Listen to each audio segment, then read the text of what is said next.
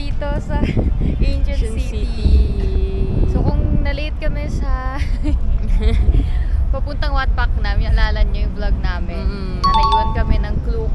Ngayon naman sobrang aga namin, 1 hour and 15 minutes before. Saya. Diba? So okay yun eh.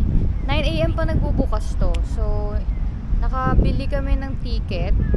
886 pesos each sa Klook. O, Klook ulit, o diba? Tapos, entrance na yon, admission to Ancient City and Erawan Museum. But inuna muna namin Ancient City dahil isa to sa pinakamalaking outdoor museum sa buong mundo.